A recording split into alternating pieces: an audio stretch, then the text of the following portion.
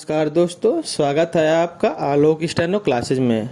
आज मैं आपको रामधारी गुप्ता खंड 1 की प्रतिलेखन संख्या 91 की डिक्टेशन बोलने जा रहा हूं, जिसकी स्पीड 80 शब्द प्रति मिनट होगी। आप लोग डिक्टेशन लिखने के लिए तैयार हो जाइए।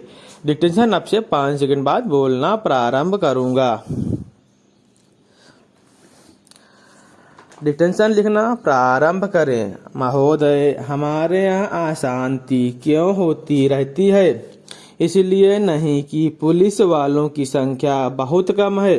अशांति इसलिए होती रहती है कि समाज में ऊंच नीच है और लोग अनुभव करते हैं कि उन्हें न्याय नहीं मिल रहा है। कानून और व्यवस्था की समस्या केवल भारत में ही नहीं है। मैं आपसे अमेरिका की ओर देखने को कहूँगा। मैं कहूँगी कि आप अन्य अनेक विकसित देशों की ओर निगाह डालें, जहाँ न पैसे की कमी है, न रोजगार की कमी, ना दुनिया के सुख साधनों की।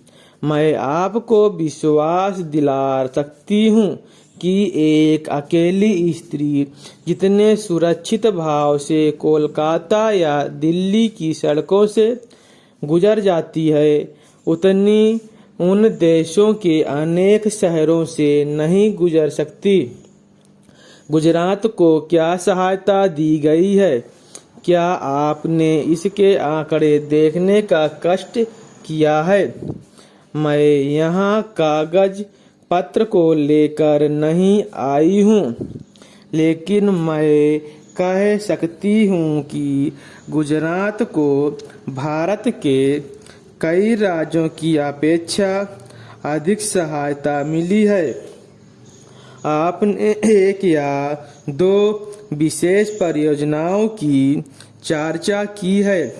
प्रत्येक परियोजना पर उसकी आवश्यकता के अनुसार विचार किया जाएगा और आवश्यकता का यह अभिप्राय नहीं है कि अमुक फर्म या व्यवसाय ग्राहक को क्या मिलता है।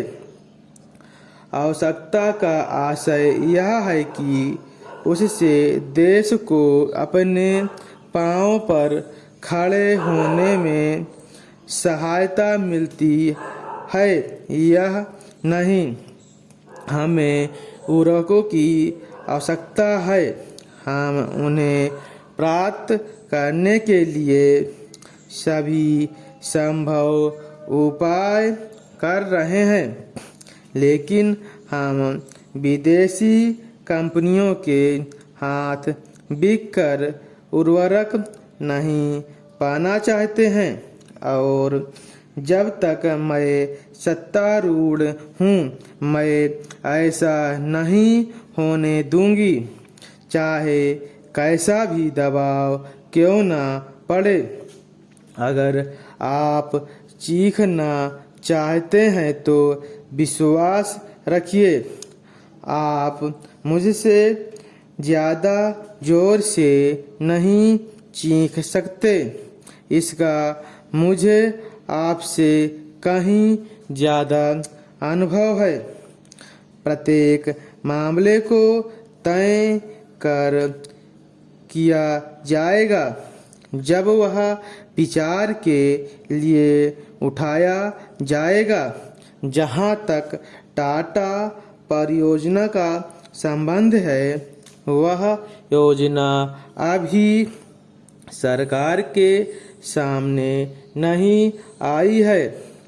यदि वह आएगी तो उस पर वैसी अन्य योजनाओं की तरह समुचित विचार किया जाएगा। अतीत में हमने कई बातों पर जल्दबाजी से काम लिया और आज हम उसका सफल भुगत रहे हैं। आप अनुभवियों को इस पर लिखी गई अनेक पुस्तकों के नाम बता सकती हूँ जिनके लेखक ना तो भारतीय हैं और ना ही आदर्शवादी। Full stop. अगर यह डिटेल्स आपको अच्छी लगी हो तो इस चैनल को सब्सक्राइब करें और बेल आइकन दबाएं।